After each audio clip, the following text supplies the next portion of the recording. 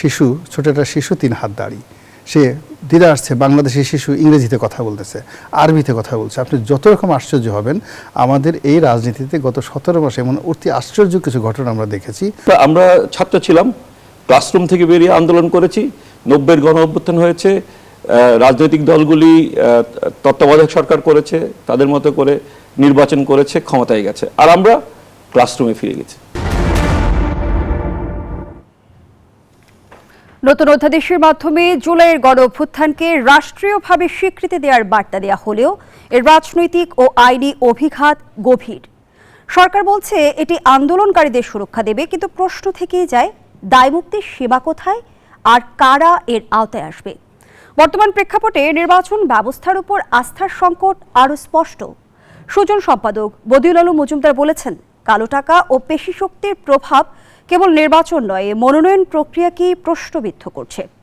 এদিকে বিএনপির postal ballot নিয়ে অভিযোগ, প্রশাসনিক নিরপেক্ষতার প্রশ্ন সামনে আছে। অন্যদিকে জামায়াতের অভিযোগ, দ্বৈত নীতি থাকলে সুষ্ঠু নির্বাচন সম্ভব না। সব মিলিয়ে রাজনীতির চিত্রটি এই মুহূর্তে জটিল। একদিকে দায়মুক্তির অধ্যাদেশ আন্দোলনের প্রতি রাষ্ট্রের অবস্থান স্পষ্ট করছে, অন্যদিকে নির্বাচন ও রাজনীতির সংকট অনিশ্চয়তা বাড়াচ্ছে। মূলত এই বিষয়গুলো নিয়ে আমাদের আজকের আলোচনা। দর্শক, আমি ফার্নাস জয়ী, সবাইকে আমন্ত্রণ জানিয়ে শুরু করছি নিউজ 24 নিয়মিত আয়োজন জনতন্ত্র গণতন্ত্র। নিবেদন করছে আরআইসি স্টিল। আজকের আলোচনা এগিয়ে নিতে স্টুডিওতে আছেন দুজন সম্মানিত অতিথি। চলুন এ পর্যায়ে পরিচিত হই। আছেন আব্দুল্লাল কাফি রতন, সাধারণ সম্পাদক বাংলাদেশের কমিউনিস্ট পার্টি সিপিবি। সেই সঙ্গে আরও আছেন গোলাম বালা রনি, সাবেক সংসদ সদস্য ও বিএনপি নেতা। দুজনকেই আমন্ত্রণ জানাচ্ছি আজকের আলোচনায়। জনাব গোলাম বালা রনি, আপনাকে দিয়ে আলোচনাটা শুরু করি। জুলাই গণঅভ্যুত্থান সুরক্ষা ও দায় নির্ধারণ অধ্যাদেশ অনুমোদন দিয়েছে উপদেষ্টা পরিষদ, যেখানে বলা হয়েছে অভ্যুত্থানকারীদের বিরুদ্ধে ফৌজদারি মামলা থাকলে তা প্রত্যাহারের পদক্ষেপ নেবে সরকার। এখন থেকে জুলাই গণঅভ্যুত্থানকারীদের বিরুদ্ধে কোনো নতুন করে মামলা করা যাবে না। কিন্তু প্রশ্ন তো থেকে যায় যে দায়মুক্তির সীমা কোথায় আর কারা এর আওতায় আসবে? আসলে একটা জটিল বিষয়। আমাদের যদি জুরিসপ্রুডেন্স ধরেন, যেটাকে আইন বিজ্ঞান বলা হয়, তারপর আমাদের যে সকল ক্রিমিনোলজি রয়েছে, অপরাধ বিজ্ঞান আছে, এবং অপরাধ বিজ্ঞান এবং আইন বিজ্ঞান, এটার সঙ্গে সামঞ্জস্য রেখে আমাদের একটা সিভিল প্রসিডিউর কোড আছে, আর একটা ক্রিমিনাল প্রসিডিউর সিআরপিসি আছে, ফৌজদারি কার্যবিধি আছে। এখন ফৌজদারি কার্যবিধিতে স্পষ্টতভাবেই উল্লেখ করা আছে এই অপরাধগুলো আমলে নিতে হবে, এর কোনো ব্যর্থ নয়। সেটা প্রেসিডেন্ট হন, প্রধানমন্ত্রী হন, কোনো অবস্থাতে কেউ দায়মুক্তি পাবেন না। তো সেক্ষেত্রে সেই যে জুলাই যারা যোদ্ধা আছেন, সেই জুলাই যোদ্ধার যে অ্যাসার্টেশন, তাদের যে পরিচয়, তাদের যে ব্যাপ্তি, তারা কারা, তাদের বয়স কত, তাদের অপরাধের সীমা পরিসীমা কতটুকু, এগুলোর কোনো রকম যাকে বলে ব্যাখ্যা এবং বিবৃতি ছাড়া এই ধরনের একটি আইন আলটিমেটলি আমাদের এই বর্তমান যে সরকারের অনেকগুলো বিষয়াদি নিয়ে প্রশ্ন আছে, অনেকগুলো বিষয়াদি নিয়ে মানুষের মনে হতাশা আছে, এবং সরকার এই গত 17টি মাসে অসংখ্য কাজকর্ম করেছে যেগুলো স্ববিরোধী, একটির সঙ্গে অন্যটির মেলে না।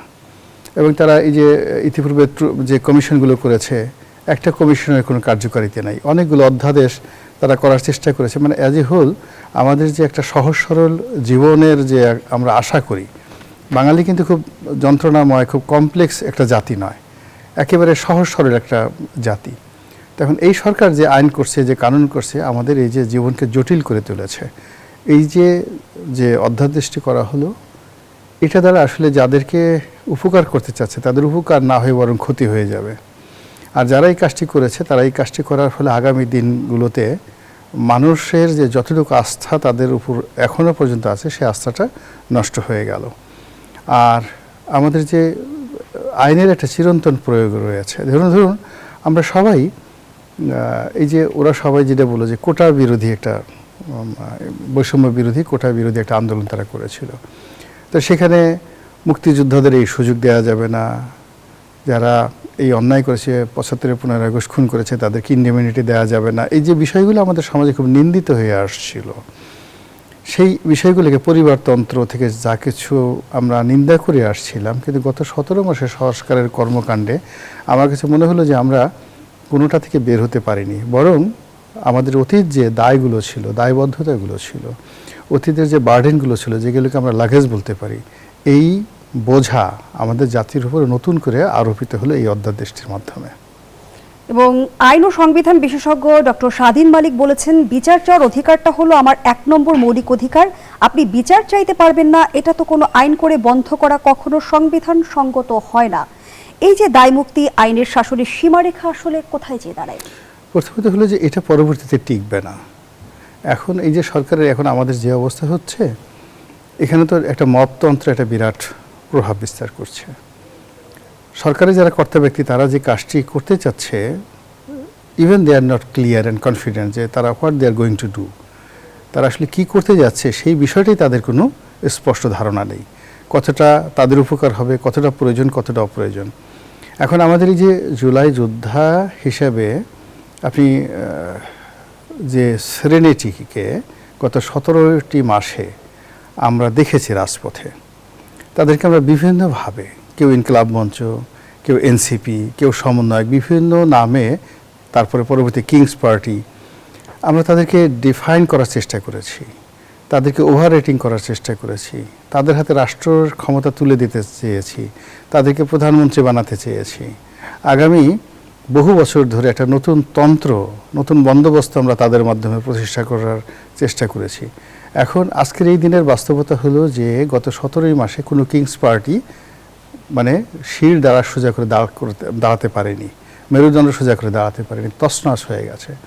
সমন্বয়ক বলতে এখন আপনি যদি কারো কাছে গিয়ে বলেন যে আমি সমন্বয়ক, আপনি সমাজের কারো কাছ থেকে কোনো পজিটিভ আপনি সাড়া পাবেন না সমন্বয়ক নাম নিয়ে। আপনি যদি বলেন যে সমন্বয়ক হয়ে আমি এখন এনসিপি হয়ে গেছি, আমি এনসিপির একজন কর্মী, বাংলাদেশের যে কোনো রাজনৈতিক দল, একেবারে ছোট একটা রাজনৈতিক দল, ধরেন একটা রাজনৈতিক দলের নাম উলাং ফট, একেবারে একটা রাজনৈতিক দল, এরকম অনেক আজিবাজি আছে। আপনি প্রেস ক্লাবে অনেক পাগলও আছে, রাজনীতি করে, সে প্রেসিডেন্ট পদে দাঁড়াতে চায়, অর্ধুন্মত, আমরা চিনি তাদেরকে, সে সব জায়গায় বলে আই এম প্রেসিডেন্ট। এখন ওই যে প্রেসিডেন্ট, ওকে দাঁড় করাইয়া অনেক লোক আনন্দ পাওয়ার জন্য কেউ বাদাম খাওয়ায়, চা খাওয়ায়, এরকম অনেক লোক আছে। 20-30টা রাজনৈতিক দল আছে যেগুলো তোপখানা রোড, তারপর শেষে পুরানা পল্টন, প্রেস ক্লাবের সামনে দিয়ে এই মূল্যমন্ত্রী, চায়ের দোকান হলো তাদের অফিস আদালত। তো এই লোকগুলোরও যে গ্রহণযোগ্যতা রয়েছে, এই লোকগুলোকে নিয়ে মানুষের যে আকর্ষণ রয়েছে, অনেকে তাদেরকে বাদাম খাওয়াতে চায়, অনেকে খুশি হয়ে তাদেরকে ফ্রিতে চা খাওয়ায়, শুনতে কথাবার্তা বলে একটা কৌতুক, ভালো লাগে, এদের কথাবার্তা শুনতে ভালো লাগে। সে বলতেছে আমি প্রেসিডেন্ট হব, আমার জন্য একটু দোয়া করেন। তো আপনার শুনতে আছে, ঠিক আছে আপা, আপনার কাছে সালাম করলো, খুব বিনয়ের সাথে বললো, জানেন তো আপা, আমি আগামীতে মানে এমপি ইলেকশন নয়, একটা সরাসরি সে প্রেসিডেন্ট ইলেকশন করবে, তো আমাকে 10টা টাকা দেন, আমি একটু বাদাম খাবো। তো আপনি দিয়ে দেন। এরকম অসংখ্য লোক ওখানে বসছে। এখন এই যে গত 17 মাসে ডক্টর মোহাম্মদ ইউনূস সাহেব যেই সমস্ত লোকদেরকে প্রতিষ্ঠা করতে চেয়েছে, এদের অবস্থান ওই যে বললাম যে 10 টাকার পার্টি, এদের পর্যায়েও নাই। মানে এরা যদি সেই কারো কাছে গিয়ে ধরেন কথাবার্তা বলে আমাকে 10টা টাকা দেন, কোনো মানুষ দেবে না, বরং রাগ হয়ে যাবে। ফলে এই যে আপনি ধরেন 17টা মাসে 17টা ডাইমেনশনে বিভিন্ন প্রতিষ্ঠান, বিভিন্ন ব্যক্তি, বিভিন্ন আইডিওলজি, বিভিন্ন চিন্তা, বিভিন্ন অধ্যাদেশ কি না করার চেষ্টা করেছেন, সব কিছু করার চেষ্টা করেছেন, একটাও হালে পানি পায়নি। অথচ দেশে মনে হচ্ছে যে ওরে বাবা, বদিউল আলম মজুমদার, আলী রিয়াজ, এক একজনে তো জন অ্যাডামস, মানে কি বলবো, তারপরে আপনার আব্রাহাম লিঙ্কন, তারপরে উইনস্টন চার্চিল, এদের সাথে এরা বড় রাষ্ট্রবিজ্ঞানী, এদের সাথে বড় সমাজ সংস্কারক, না জেনে বাংলাদেশে তারা উলট পালট করে কোথায় চেয়ে নিয়ে যায়। এরা কি বাংলাদেশটা কি জান্নাতের কাছাকাছি নিয়ে যাবে, প্রথম আসমানে নেবে না দ্বিতীয় আসমানে নেবে, এগুলো নিয়ে এখন আমরা খুব কনফিউজড। পরে দেখলাম সবগুলো ঘোড়ার ডিম হয়েছে, কিচ্ছু হয়নি, বোগাস। তো এই যে একটা অবস্থা, সেই অবস্থার মধ্যে আবার এখন নতুন আর একটা চমক দেখানোর চেষ্টা, এতে আসলে আমরা কেউ চমকিত হইনি। ধন্যবাদ জানাচ্ছি জনাব গোলাম মাওলা রনি। আব্দুল আল কাফি রতন, বাংলাদেশে দায়মুক্তির আইন নতুন কিছু নয়, বিগত সময় আমরা দেখেছি। প্রশ্ন রাখতে চাই, এই অধ্যাদেশ কি ভবিষ্যতের রাজনৈতিক আন্দোলনের জন্য একটি নজির তৈরি করবে, নাকি অতীতের মতো বিতর্ক তৈরি করবে? ধন্যবাদ আপনাকে, ধন্যবাদ রনি ভাইকে। রনি ভাই খুব সুচিন্তিত মতামত দিলেন। এই যে প্রথম প্রশ্নটাই চলে আসে যে আসলে জুলাই যোদ্ধা বলে কাদেরকে মিন করা হচ্ছে, কাদেরকে দায় মুক্তি দেওয়া হচ্ছে। আপনি 2024 সালের জুলাই আগস্টে ঢাকার রাজপথ যদি দেখেন সেখানে অসংখ্য স্কুল, তারপর কলেজ, বেসরকারি বিশ্ববিদ্যালয়, জাতীয় বিশ্ববিদ্যালয় এবং সরকারি বিশ্ববিদ্যালয়ের ছাত্ররা রাজপথে ছিল। এমনকি রিকশা চালক শ্রমিকরাও ছিল। হ্যাঁ, আমি সেটা বলছি যে যেমন জুলাই গণঅভ্যুত্থানে ঢাকা শহরে 24 জন রিকশা শ্রমিক শহীদ হয়েছেন। তো এখন কাদের জন্য আপনি দায়মুক্তি দিচ্ছেন? এখন কি দায়মুক্তি দিচ্ছেন তাদের জন্য যারা আপনাদের সহযোগী ছিল? কারণ আমরা তো গণঅভ্যুত্থানের রাজপথে ছিলাম, আমরা তো কারো কাছে দায়মুক্তি চাইনি। 90-এর গণঅভ্যুত্থানে আমরা ছাত্রনেতা ছিলাম, ছাত্র সংগঠনের কর্মী ছিলাম। আমি তখন সদ্য বঙ্গবন্ধু হলে ছাত্র সংসদের সাধারণ সম্পাদক তো শেষ করেছি মাত্র 90-এর গণঅভ্যুত্থানে। তো সেই সময় তো আমরা গণঅভ্যুত্থান করেছি, সেই সময় তো দায়মুক্তির প্রশ্নটা আসে নাই। এখন কেন দায়মুক্তির প্রশ্নটা আসলো? কারণ সেই সময় আমরা যারা ছাত্র আন্দোলন করেছিলাম বা গণঅভ্যুত্থানে অংশগ্রহণ করেছিলাম, তারা কোনো সরকারি লাভ বা সরকারি পদ পদবীর জন্য আমরা কারো কাছে যাইনি, মাথায় আসেনি। আমরা ছাত্র ছিলাম, ক্লাসরুম থেকে বেরিয়ে আন্দোলন করেছি। 90-এর গণঅভ্যুত্থান হয়েছে, রাজনৈতিক দলগুলি তত্ত্বাবধায়ক সরকার করেছে, তাদের মতো করে নির্বাচন করেছে, ক্ষমতায় গেছে, আর আমরা ক্লাসরুমে ফিরে গেছি। এই যে 24-এর গণঅভ্যুত্থান হলো, গণঅভ্যুত্থানে যারা মূলত অংশগ্রহণ করেছে, এই যে এই রামপুরা রোডের যেই বিশ্ববিদ্যালয় দুইটা, ব্র্যাক বিশ্ববিদ্যালয়, ইস্ট ওয়েস্ট বিশ্ববিদ্যালয় বা উত্তরা বিশ্ববিদ্যালয়, যে যারা মানে রিয়েল ফাইটটা করেছে, এবং উত্তরা বিশ্ববিদ্যালয়ে আমি যতটুকু জানি 6 জন ছাত্র শহীদ হয়েছে। আমি ঢাকা বিশ্ববিদ্যালয়ের একজন গর্বিত ছাত্র, কিন্তু ঢাকা বিশ্ববিদ্যালয়ের আন্দোলনে একজন ছাত্র শহীদ হয়নি, এটা আমি জোর গলায় বলি। এই উত্তরা বিশ্ববিদ্যালয় এবং এই যে ইস্ট ওয়েস্ট বিশ্ববিদ্যালয় বা ব্র্যাক বিশ্ববিদ্যালয়ের কোনো ছাত্র, তারা কিন্তু আপনার ক্ষমতায় যেতে চায় নাই, তারা ঠিকই ক্লাসরুমে ফিরে গেছে। বরং বেসরকারি বিশ্ববিদ্যালয়ের শিক্ষার্থীদের কৃতিত্বকে কিন্তু অবমূল্যায়নের ঘটনা আমরা দেখেছি। তারপর আর কথা বলি, এই যে এই গণঅভ্যুত্থানে আপনি দেখবেন যে একটা ইউনিক ক্যারেক্টার আছে। আমরা তো 90-এর গণঅভ্যুত্থানে অংশগ্রহণ করেছি, আমাদের মারা কখনোই চিন্তা করে না যে আমাদের পাশে গিয়ে দাঁড়াবে। এই গণঅভ্যুত্থানে আপনি দেখবেন যে হয়তো পরিবার এখন ছোট হয়ে গেছে, এক সন্তানের পরিবার, 2 সন্তানের পরিবার, মারা পর্যন্ত গিয়ে ছেলেদের পাশে দাঁড়িয়েছে, মেয়েদের পাশে দাঁড়িয়েছে, ছেলে মেয়েরা পুলিশের সাথে মারামারি করতেছে, ঢিলাঢিলি করতেছে, আবার ফিরে এসে মারা আদর করে দিচ্ছে, কিছু খাইয়ে দিচ্ছে, আবার তারা যাচ্ছে। এই যে, এবং অসংখ্য নারীরা কিন্তু এই জুলাই গণঅভ্যুত্থানে অংশগ্রহণ করেছে। ইন্টারেস্টিং হচ্ছে, রনি ভাই আমাকে সাপোর্ট করবেন, যে এই নির্বাচনটা হচ্ছে বাংলাদেশের ইতিহাসে সবচেয়ে কম নারী প্রার্থীর নির্বাচন।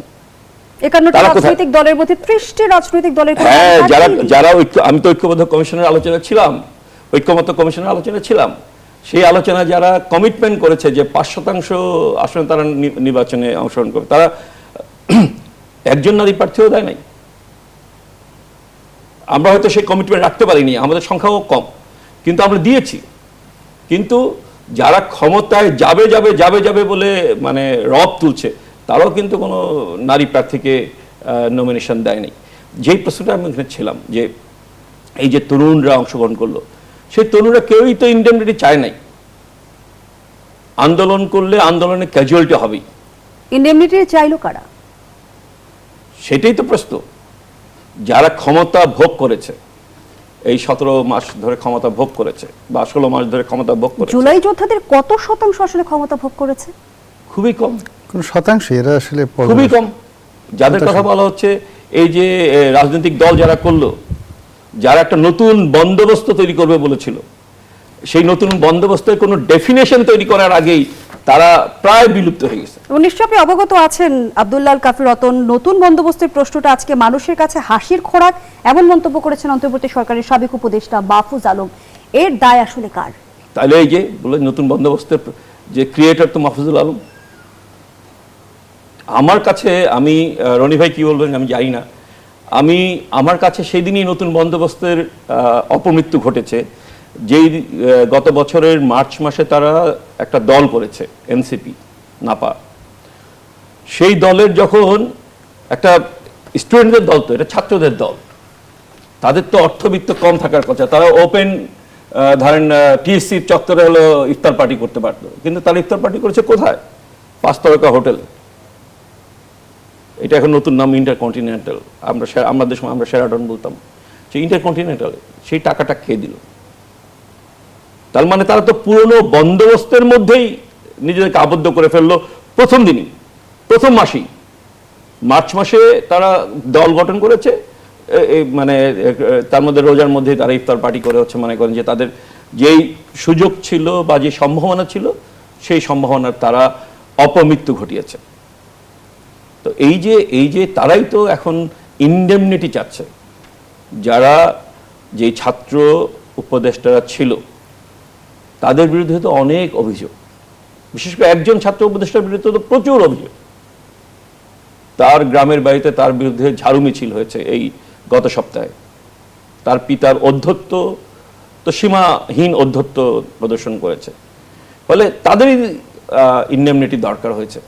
আমরা যারা গণঅভ্যুত্থানে ছিলাম, আমরা যারা রাজপথে ছিলাম, আমরা যারা 2রা আগস্ট গ্রহযাত্রার ইনিশিয়েটর ছিলাম এবং যেটা নতুন করে আন্দোলনটাকে প্রাণ দিয়েছে, সেই ইনিশিয়েটর হিসাবে, অন্যতম ইনিশিয়েটর হিসাবে আমি তো কোনো দায় মুক্তি চাই না। ধন্যবাদ জানাচ্ছি আব্দুল্লাহ কাফির। রতন গোলাম আলী রনি, এই বিষয়ে 2-4 লাইন আপনার মন্তব্য নিতে চাই। ক্ষমতার সুবিধাভোগীরাই কি দায় মুক্তি চাইছে? অবস্থার দৃষ্টিতে তাই মনে হচ্ছে, যারা সুবিধাভোগী তারা। এবং সবচেয়ে বড় ব্যাপার হলো যে জুলাই গণ অভ্যুত্থানটিতে আওয়ামী লীগের অনেক লোকও কিন্তু অংশগ্রহণ করেছিল, এটা হলো বাস্তবতা। এবং এখানে কোনো পার্সেন্টেজ ছিল না, আপামর জনসাধারণ সবাই দলে দলে।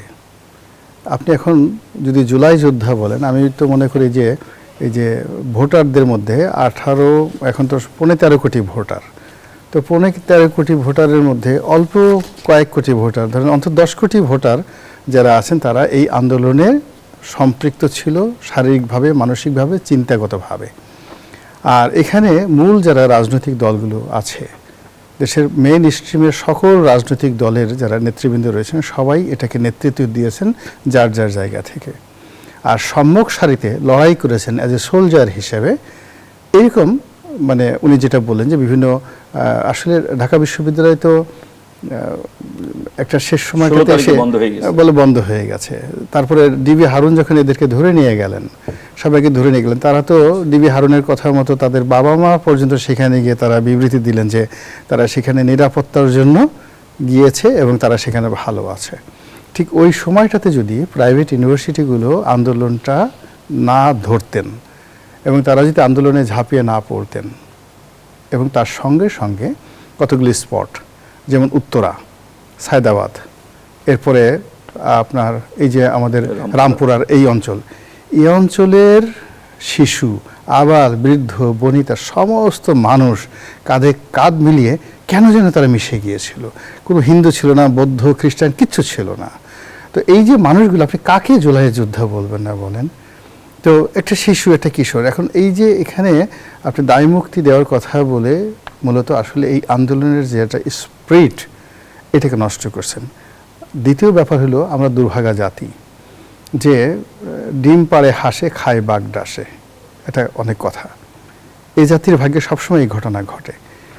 এখন এই সরকারের যারা সবচেয়ে বড় কর্তা ব্যক্তি, যাদের সঙ্গে এই আন্দোলনের কোনো সম্পর্ক নেই, তারা কখনোই বাংলাদেশের কোনো গণতান্ত্রিক আন্দোলনে, কোনো জাতীয় স্বার্থে তারা কখনো নিজেদেরকে অ্যাজ এ রেসপন্সিবল যে সিটিজেন বলা হয় এই হিসেবে ন্যূনতম দায়িত্ব পালন করেছেন, এরকম কোনো নজির নেই। যেটাকে বলা হয় ম্যানকাইন্ড। একজন রাজনীতিবিদের প্রথম যে পরিচয়, সে নিজেকে বাদ দিয়ে যখন সে খেতে বসে সে অন্য মানুষের কথা চিন্তা করে।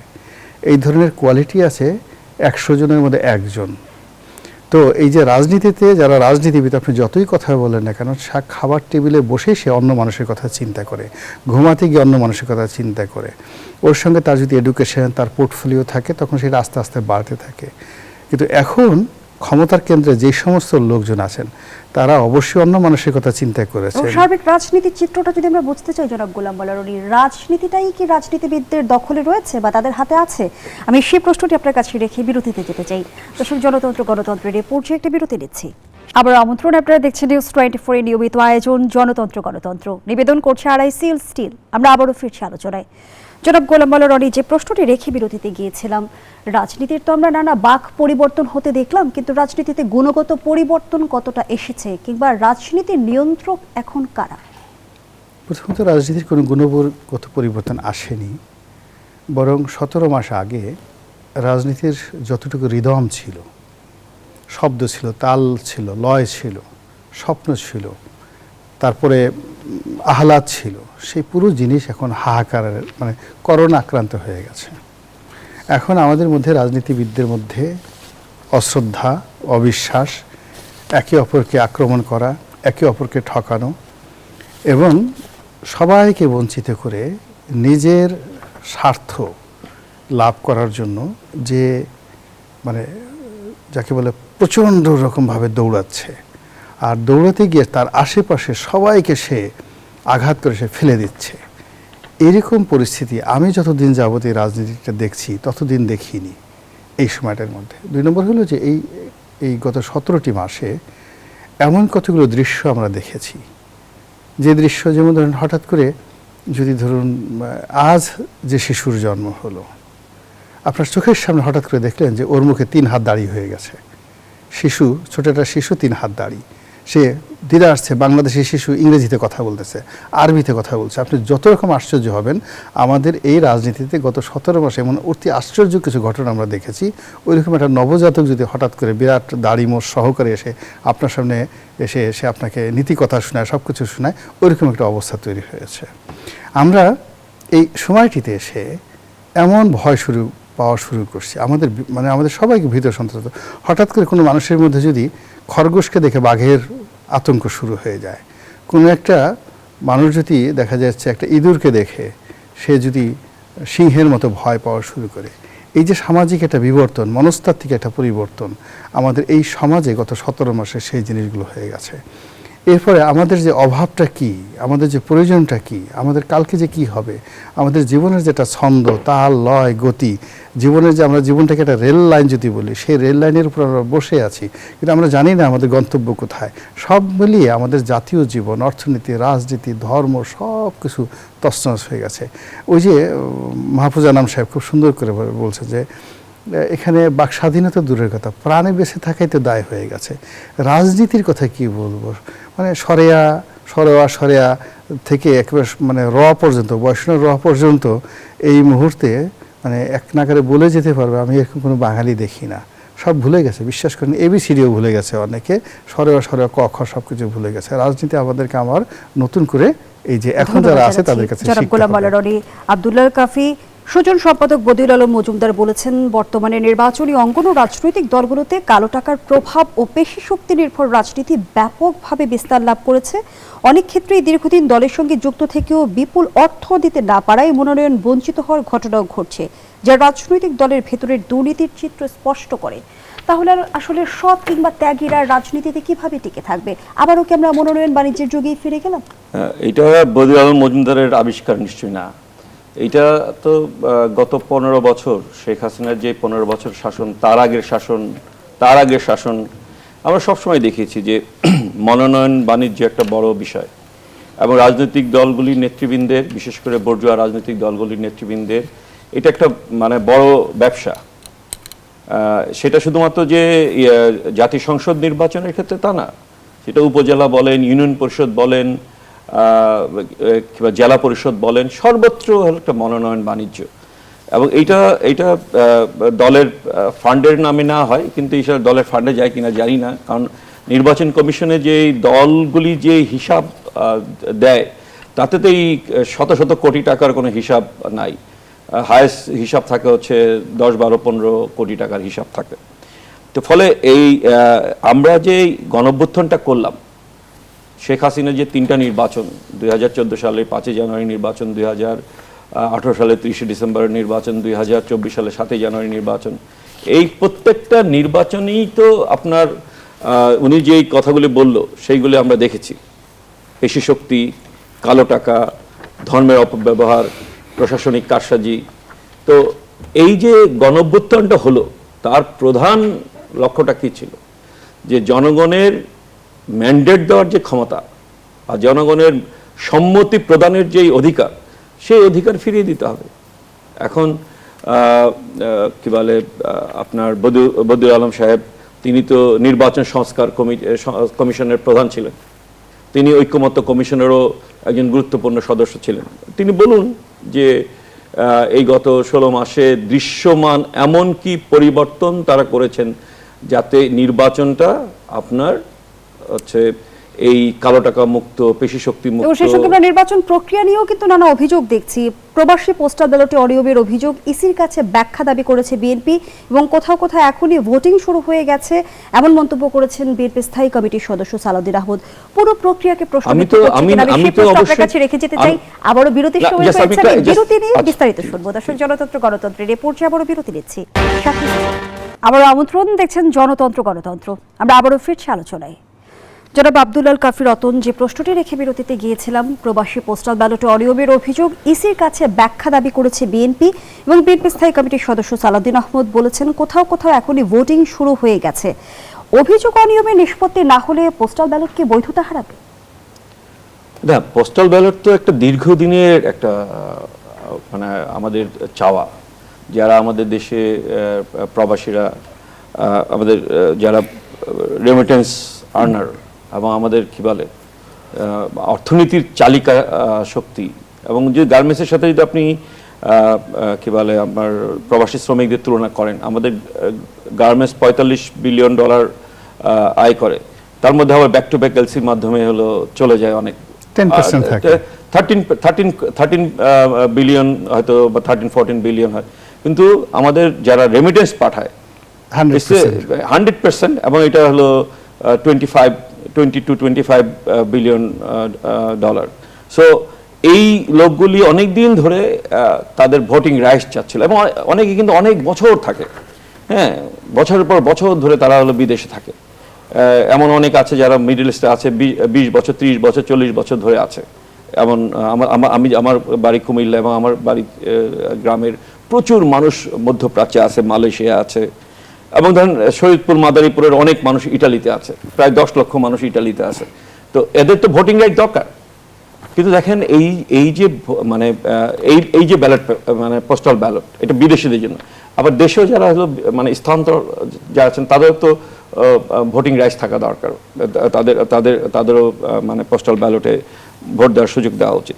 কিন্তু বিদেশে যে ঘটনা ঘটলো, আমাদের কাছে অনেক ইনফরমেশন এখন আসছে যে একটা মানে ঠিকানায় যাচ্ছে, ওইখানে একটা দলের ক্যাডাররা হলো এগুলি মানে তাদেরকে দিয়ে অর্গানাইজ করেছে, এখন তারা ডেস্ক ওপেন করেছে, তারা হলো সেগুলি হলো বিভিন্ন জনকে ডিস্ট্রিবিউট করছে, এবং বলছে যে ইলেকশনের দিন আপনারা এখানে আসবেন বা ইলেকশনের আগে নির্দিষ্ট সময় এখানে আসবেন, আমরা আপনাদের ভোট দেওয়ার ব্যবস্থা করে দেব।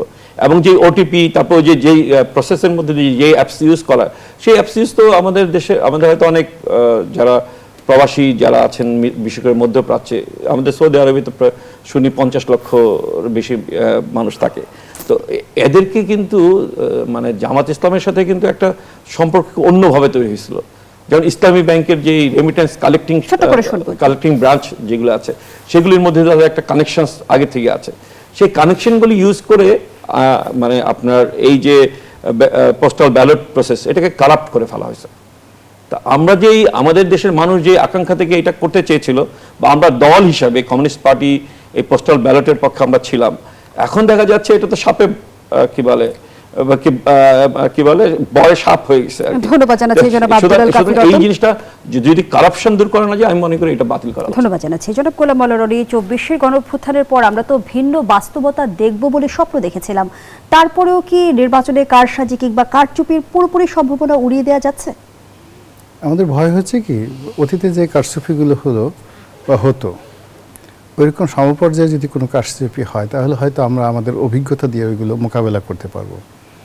কিন্তু এবার যারা কারচুপি করার চেষ্টা করছে, মানে তারা ইউনিক, তাদের চিন্তা চেতনা, তারা চেষ্টা করছে, যারাই চেষ্টা করছে, আমি কারো নাম বলবো না, তাদের চিন্তা চেতনা এতটা ইউনিক, আমাদের বাইন্য কুলারে ধরা পড়ছে না।